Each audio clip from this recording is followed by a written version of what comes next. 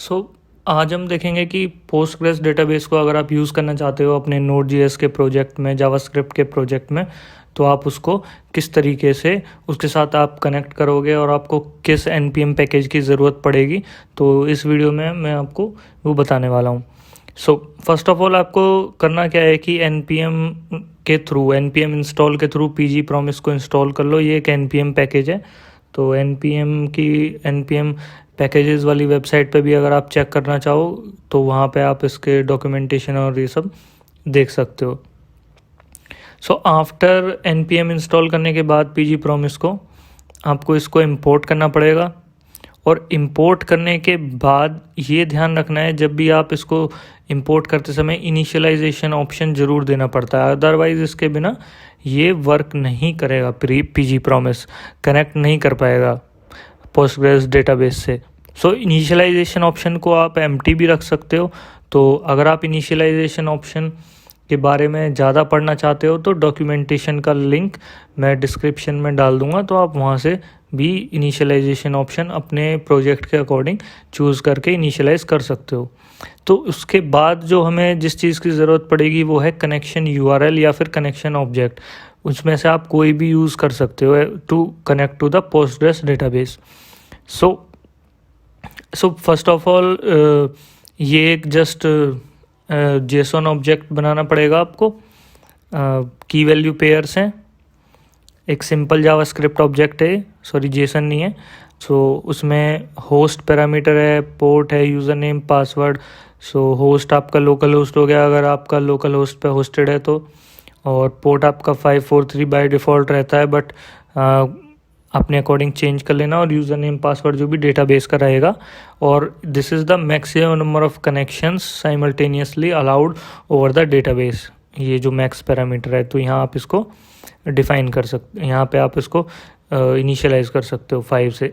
सो इसके साथ इसके अंदर एक डेटाबेस की वैल्यू पेयर और आता है, जिसमें कि आप स्पेसिफाई कर सकते हो कि आपको किस डेटाबेस के साथ कनेक्ट करना है। इन द पोस्टग्रेस के अंदर भी आप एक डेटाबेस क्रिएट करोगे, तो वो डेटाबेस का नाम इधर कनेक्शन ऑब्जेक्ट के अंदर आपको डालना पड़ेगा। उसके बाद आते हैं कि आप अगर कनेक्शन यूआरएल बनाना चाहते हो तो जैसा कि आप स्क्रीन पे देख सकते हो कि ये constant URL Postgres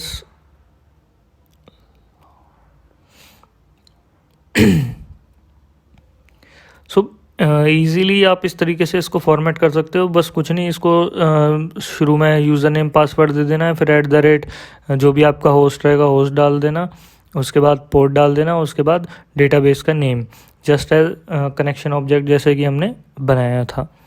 so now step 4 क्या है। स्टेप 4 में अब हम डेटाबेस का इंस्टेंस क्रिएट कर देते हैं पीजीपी में, कनेक्शन के ऑब्जेक्ट या फिर कनेक्शन का यूआरएल डाल के। सो डीबी आपका डेटाबेस इंस्टेंस क्रिएट हो जाएगा आपका पोस्टग्रेस डेटाबेस के अगेंस्ट। इस डेटाबेस डीबी ऑब्जेक्ट का यूज़ करके आप डिफरेंट क्वेरीज एग्जीक्यूट कर पाएंगे बहुत आसानी से। और पीजी प्रॉमिस डिफरेंट फंक्शंस और मेथड्स आपको प्रोवाइड करती है, जैसे कि यहाँ पे आप देख सकते हो db.many और none। सो जो many और none मेथड है, इसका मतलब ये होता है कि ये एक्सपेक्ट करता है क्वेरी या तो मल्टीपल रिजल्ट्स रिटर्न करेगी या फिर एक भी नहीं रिटर्न करेगी। So this is suitable for any of the case, whether the query is returning nothing और इट इज़ रिटर्निंग 1, 2 और मोर रोज और द रिजल्ट्स। सो आपकी कितनी रोज़ इफ़ेक्टेड हो रही हैं आपका रिज़ल्ट में जो रिफ्लेक्ट होंगी, तो मैनी और नन उस चीज़ को स्पेसिफाई करता है। सो क्वेरी स्टेटमेंट को कैसे फॉर्मेट करना है, कुछ नहीं, 2 बैक टिक के अंदर अपना सिंपल एसक्यूएल और पीजी एसक्यूएल क्वेरी जो भी है वो आप इसके अंदर डाल सकते हो। और उसके बाद इसमें एक फंक्शनैलिटी और है जो काफ़ी पावरफुल है, जो कि आप एडिशनल आर्ग्यूमेंट्स क्वेरी स्टेटमेंट के रिगार्डिंग डाल सकते हो। तो फॉर एग्ज़ाम्पल आपको कोई भी वेरिएबल, मान लो डॉक आईडी इक्वल टू, इधर आप कोई वेरिएबल चाहते हो एट द रन टाइम, इधर कोई वेरिएबल रिप्लेस हो, तो वो एडिशनल आर्ग्यूमेंट्स के थ्रू हम दे सकते हैं। सो वो मैं आपको कोड के अंदर दिखा दूंगा अभी। So let's see the code here. So initial में देखोगे कि जैसे कि मैंने पोस्टग्रेस पीजीपी को इंपोर्ट कर लिया, फिर उसके बाद कनेक्शन ऑब्जेक्ट बनाया और डेटाबेस यूआरएल, अगर आप यूज़ करना चाहते हो डेटाबेस यूआरएल यूज़ कर सकते हैं, वो डेटाबेस यूआरएल बनाई और देन उसके बाद सिंपली डेटाबेस ऑब्जेक्ट को इनिशियलाइज कर दिया पीजीपी में कनेक्शन यूआरएल डाल के। सो डेटाबेस ऑब्जेक्ट डीबी हमारे पास हो गया। अब डीबी के अंदर जितने भी मेथड्स हैं, मैनी और नन, एनी, ये बहुत सारे इसके अंदर मेथड्स अवेलेबल हैं। सो मैनी और नन कहीं भी सूटेबल है और कहीं भी फिट हो जाता है।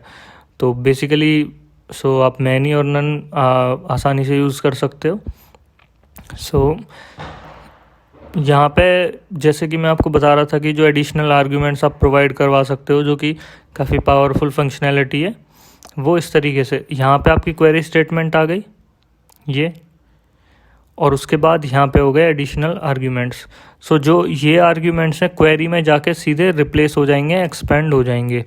For example where doc ID in $1 CSV, ये CSV है कॉमा सेपरेटेड वैल्यूज़ को प्रोसेस करने के लिए। सो $1 का मतलब है doc ID array. So doc ID array हम प्रोवाइड कर रहे हैं एज ए आर्ग्यूमेंट, और ये सारा इसको प्रोसेस करने के लिए हमने ये $CSV डाल दिया। तो इसका मतलब ये है कि ये पूरा एक्सपेंड हो जाएगा इसी के अंदर as an at the run time. So basically आपको हार्ड कोड करने की ज़रूरत नहीं है, तो डॉक आईडी को आप सीधे वहीं पर रिप्लेस कर सकते हो, एज ए आर्ग्यूमेंट पास कर सकते हो वाइल एग्जीक्यूटिंग द क्वेरी। सो काफ़ी पावरफुल npm पैकेज है, और अगर आप पोस्टग्रेस से इंटरेक्ट करना चाहते हो तो डेफिनेटली इसको यूज़ करें। So that's it, thank you and have a nice day.